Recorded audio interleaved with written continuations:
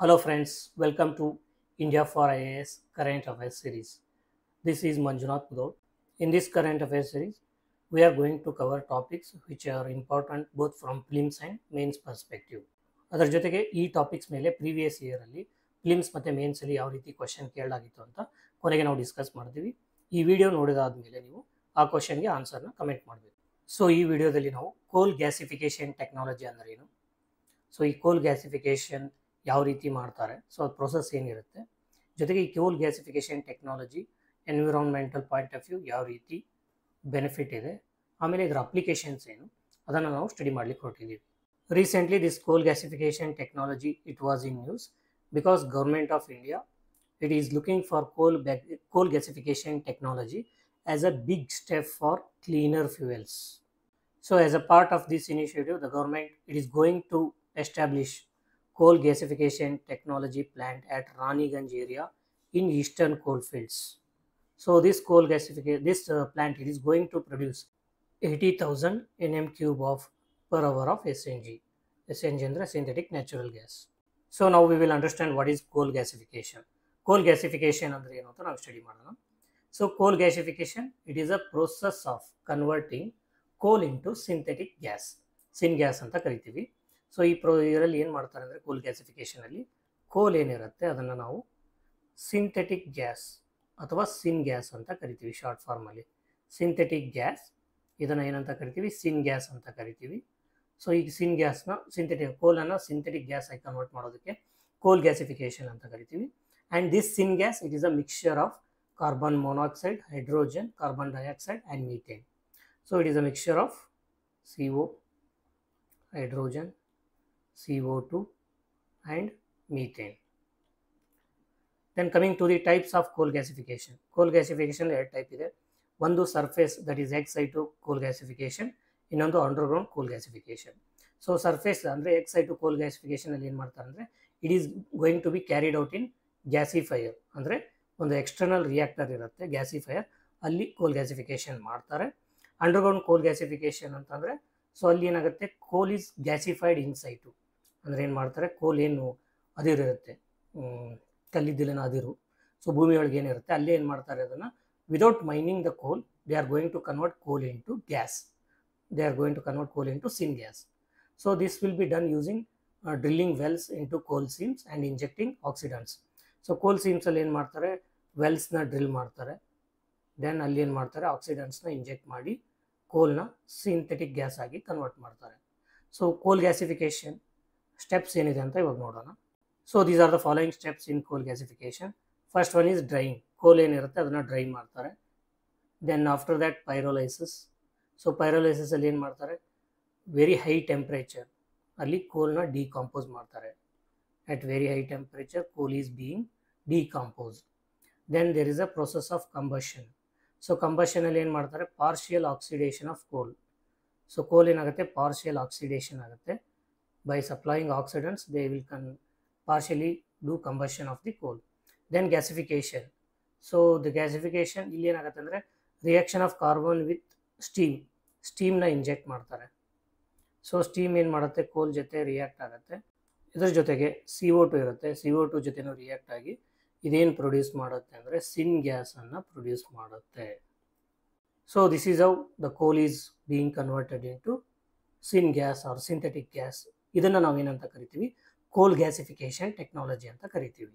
So ಆ ರೀತಿ produce ಆದಂಥ ಸಿನ್ ಗ್ಯಾಸನ್ನು ಎಲ್ಲಿ ಯೂಸ್ ಮಾಡ್ತಾರೆ ಅಂದರೆ ಪವರ್ ಜನ್ರೇಷನಲ್ಲಿ, to produce power using in thermal power projects. Then in fertiliser production, so urea production, urea it is produced via ammonia synthesis. So ammonia synthesis ಮತ್ತು urea ಪ್ರೊಡಕ್ಷನಲ್ಲಿ ಸಿನ್ ಗ್ಯಾಸ್ನ ಯೂಸ್ ಮಾಡ್ತಾರೆ. Then it is used in methanol and chemical synthesis, hydrogen production and Fischer Tropsch fuels, ಅಂದರೆ synthetic diesel ಏನಿರುತ್ತೆ ಅದನ್ನು production ಮಾಡೋದ್ರಲ್ಲಿ syn ಗ್ಯಾಸ್ನ use ಮಾಡ್ತಾರೆ. So these are the uses of syn gas. Coming to the advantages of the coal gasification. So ಈ ಟೆಕ್ನಾಲಜಿಯಿಂದ ಏನು advantages ಇದೆ ಅಂತ ನಾವು ನೋಡ್ತಾ ಹೋದರೆ, it is a cleaner use of coal. So ಕೋಲ್ ಏನು ಯೂಸ್ ಮಾಡ್ತೀವಲ್ಲ ನಾವು, ಕೋಲ್ ಬರ್ನ್ ಮಾಡಿದಾಗ ಎಮಿಷನ್ಸ್ ಬರುತ್ತೆ, SOx, NOx. ಸೊ ಅದು ಡೈರೆಕ್ಟ್ ಬರ್ನಿಂಗಿಂದ ಆಗ್ತಿರುತ್ತೆ. ಸೊ ನಾವು ಸಿನ್ ಗ್ಯಾಸ್ನ ಪ್ರೊಡ್ಯೂಸ್ ಮಾಡೋದ್ರಿಂದ ಏನಾಗುತ್ತೆ, ಎಮಿಷನ್ಸ್ ಕಡಿಮೆ ಆಗುತ್ತೆ. ಪರ್ಟಿಕ್ಯುಲರ್ ಮ್ಯಾಟರ್, SOx, NOx ಇದರ ಎಮಿಷನ್ಸ್ ಕಡಿಮೆ ಆಗುತ್ತೆ, ಬಟ್ 0 ಅಂತೂ ಆಗಲ್ಲ. So there is no complete elimination of the particulate matter SOx or NOx, but their emissions is lower compared to the direct burning of the coal. Then energy efficiency, it produces more energy compared to the direct coal burning. Then next advantage is versatility. So this syngas can be converted into electricity, liquid fuels and chemicals, whereas coal, the direct, it can be used in thermal power plants, or it can be used, coking coal can be used in steel. So whereas the synthetic gas, it has lot of applications. Coming to the hydrogen economy, next benefit is hydrogen economy. So it is one of the key source for hydrogen production. syngas ಏನಿದೆ ಇದನ್ನ hydrogen production ಮಾಡೋದ್ರಲ್ಲಿ use ಮಾಡ್ತಾರೆ. Then fertilizer industry, it is used in the production of ammonia, urea. This helps in reducing the import dependency. Why? Because India is heavily importing urea and other ammonia products for the production of fertilizers. Now we will briefly look into the applications of coal gasification technology.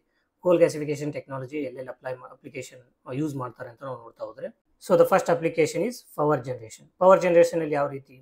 So power generation ಅಲ್ಲಿ integrated ಗ್ಯಾಸಿಫಿಕೇಶನ್ combined cycle ಅಂತ ಈ ಟೆಕ್ನಾಲಜಿನ use ಮಾಡ್ಕೋತಾರೆ. ಇಲ್ಲಿ ಏನು ಮಾಡಲಾಗುತ್ತೆ ಅಂದರೆ, process ಯಾವ ರೀತಿ ಇರುತ್ತೆ ಅಂದರೆ, ಸಿನ್ ಗ್ಯಾಸ್ ಏನಿರುತ್ತೆ that fuels the gas and steam turbines for high efficiency and lower emissions.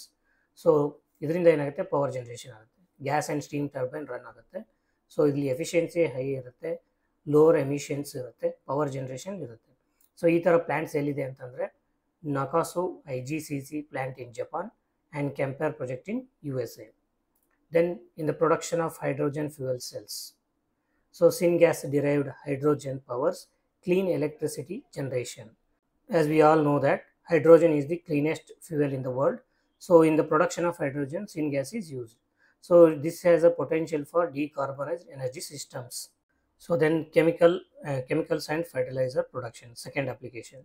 So ಏನು ಮಾಡ್ತಾರೆ, ಅಮೋನಿಯಾ ಮತ್ತು ಯೂರಿಯಾ ಪ್ರೊಡಕ್ಷನಲ್ಲಿ ಸಿನ್ ಗ್ಯಾಸ್ನ ಅಥವಾ ಕೋಲ್ ಗ್ಯಾಸಿಫಿಕೇಷನ್ ಟೆಕ್ನಾಲಜಿ ಯೂಸ್ ಮಾಡ್ತಾರೆ. ಸೊ ಕೋಲ್ ಗ್ಯಾಸಿಫಿಕೇಷನ್ ಟೆಕ್ನಾಲಜಿಯಿಂದ ಬಂದಂಥ ಸಿನ್ ಗ್ಯಾಸ್ನ ಏನು ಮಾಡ್ತಾರೆ, ಹೈಡ್ರೋಜನಾಗಿ ಕನ್ವರ್ಟ್ ಮಾಡ್ತಾರೆ. ಹೈಡ್ರೋಜನ್ ಅಮೋನಿಯಾದಿಂದ ಯೂರಿಯಾನ ಪ್ರೊಡ್ಯೂಸ್ ಮಾಡ್ತಾರೆ. ಸೊ ಇಂಡಿಯಾದಲ್ಲಿ ಈ ಟೆಕ್ನಾಲಜಿ ಯೂಸ್ ಮಾಡಿಕೊಂಡು ತಾಲ್ಚರ್ ಫರ್ಟಿಲೈಸರ್ ಪ್ಲಾಂಟ್ ಆಪರೇಟ್ ಆಗ್ತಾ ಇದೆ. Then second is methanol production. Methanol ಪ್ರೊಡಕ್ಷನಲ್ಲಿ ಏನು ಮಾಡ್ತಾರೆ, CO ಮತ್ತು H2ನ ಬರ್ನ್ ಮಾಡ್ತಾರೆ. ಸೊ ಅದರಿಂದ ಮಿಥನಾಲ್ ಬರುತ್ತೆ. ಸೊ ಎಕ್ಸಾಂಪಲ್ ಹೇಳಬೇಕಂದ್ರೆ, China's coal to methanol plants and methanol blended petrol.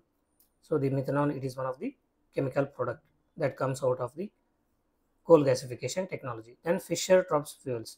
So ಇಲ್ಲಿ ಏನು ಮಾಡ್ತಾರೆ, ಸಿನ್ ಗ್ಯಾಸ್ನ ಲಿಕ್ವಿಡ್ ಹೈಡ್ರೋಕಾರ್ಬನ್ಸ್ ಆಗಿ ಕನ್ವರ್ಟ್ ಮಾಡ್ತಾರೆ, which is used as a diesel and jet fuel.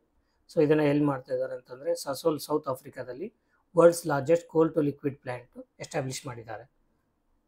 Then the third application is hydrogen economy. So hydrogen economy ಅಂತಂದರೆ, the economy that runs using hydrogen as a alternative fuel.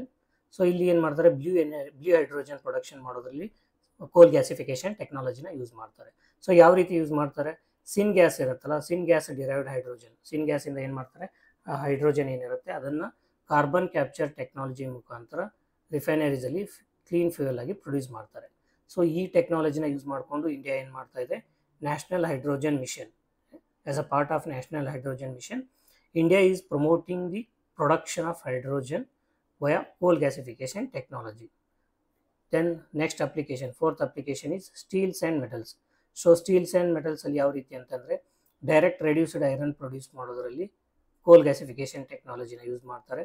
ಇಲ್ಲಿ ಏನು ಮಾಡುತ್ತೆ, ಸಿನ್ gas it replaces the coking coal to reduce the iron. So ಈಗ iron ಓರಿಂದ ಐರನ್ನ ತೆಗಿಬೇಕಾದ್ರೆ ಅಲ್ಲಿ reduction process ಆಗ್ತಿರುತ್ತೆ. ಸೊ ಆ ರಿಡಕ್ಷನ್ ಪ್ರೊಸೆಸ್ಸಿಗೆ ಕೋಕಿಂಗ್ ಕೋಲ್ ಅವಶ್ಯಕತೆ ಇರುತ್ತೆ. ಸೊ ಆ ಕೋಕಿಂಗ್ ಕೋಲನ್ನು ಇಲ್ಲಿ ಏನು ಮಾಡುತ್ತೆ, ಸಿನ್ ಗ್ಯಾಸ್ ರೀಪ್ಲೇಸ್ ಮಾಡುತ್ತೆ. ಸೊ ಎಕ್ಸಾಂಪಲ್ ಹೇಳಬೇಕಂದ್ರೆ, Posco South Korea, it is conducting experiments for it to use the syngas. Then the fifth application is synthetic natural gas production. So ಇಲ್ಲಿ ಏನು ಮಾಡ್ತಾರೆ, ಸಿನ್ ಗ್ಯಾಸ್ನ ಮಿಥನೇಷನ್ ಮಾಡ್ತಾರೆ. ಸೊ ಆ ಮಿಥನೇಷನ್ ಅಂದರೆ ಮೀಥೇನಾಗಿ ಕನ್ವರ್ಟ್ ಮಾಡ್ತಾರೆ.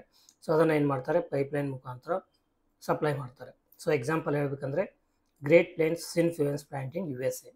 So ಇಲ್ಲಿ ಏನು ಮಾಡ್ತಾರೆ, ಕೋಲ್ ಗ್ಯಾಸಿಫಿಕೇಷನ್ ಟೆಕ್ನಾಲಜಿ ಯೂಸ್ ಮಾಡಿಕೊಂಡು ಸಿನ್ ಗ್ಯಾಸ್ನ ಪ್ರೊಡ್ಯೂಸ್ ಮಾಡ್ತಾರೆ, ದಟ್ ಈಸ್ ಸಿಂಥೆಟಿಕ್ ಗ್ಯಾಸ್. ಆ ಸಿಂಥೆಟಿಕ್ ಗ್ಯಾಸ್ನ ಏನು ಮಾಡ್ತಾರೆ, ಮೀಥೇನಾಗಿ ಕನ್ವರ್ಟ್ ಮಾಡ್ತಾರೆ. Then the sixth application is waste to energy. So ಇಲ್ಲಿ ಏನು ಮಾಡ್ತಾರೆ ಅಂತಂದರೆ, ಲೋ ಗ್ರೇಡ್ ಕೋಲ್ ಏನಿರುತ್ತೆ, ಸೊ ಈ ಲೋ ಗ್ರೇಡ್ ಕೋಲ್ ಏನಿರುತ್ತೆ ಅದರ ಅಪ್ಲಿಕೇಶನ್ ತುಂಬ ಕಡಿಮೆ ಇರುತ್ತೆ. ಸೊ ಅದಕ್ಕೆ ಅದನ್ನ ಏನು ಮಾಡ್ತಾರೆ ಅಂತಂದರೆ ಸಿನ್ ಗ್ಯಾಸ್ ಅಥವಾ ಕೋಲ್ ಗ್ಯಾಸಿಫಿಕೇಶನ್ ಟೆಕ್ನಾಲಜಿ ಮುಖಾಂತರ ಅದನ್ನು ಸಿಂಥೆಟಿಕ್ ಗ್ಯಾಸ್ ಪ್ರೊಡ್ಯೂಸ್ ಮಾಡ್ತಾರೆ. ಇದರಿಂದ ಏನಾಗುತ್ತೆ ಅಂತಂದರೆ ಇಂಡಸ್ಟ್ರಿಯಲ್ ವೇಸ್ಟ್ ಕಡಿಮೆ ಆಗುತ್ತೆ. It reduces the landfill waste in coal rich regions. So the next is biomass co-gasification. ಇಲ್ಲಿ ಏನು ಮಾಡುತ್ತೆ ಅಂದರೆ it mixes coal with biomass and plastic waste for cleaner synthesis cleaner syn gas production.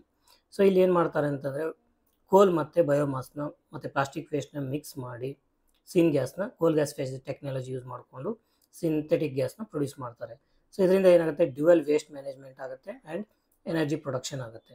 Then next application is in defence and strategic application. So ಏನು ಮಾಡ್ತಾರೆ synthetic jet ಫ್ಯೂಯಲ್ನ produce ಮಾಡ್ತಾರೆ. ಕೋಲ್ gasification technology use ಮಾಡಿಕೊಂಡು coal to liquids ಅಂದರೆ jet fuel ಅಥವಾ ಡೀಸೆಲ್ನ produce ಮಾಡ್ತಾರೆ and it is used in military and aviation technology.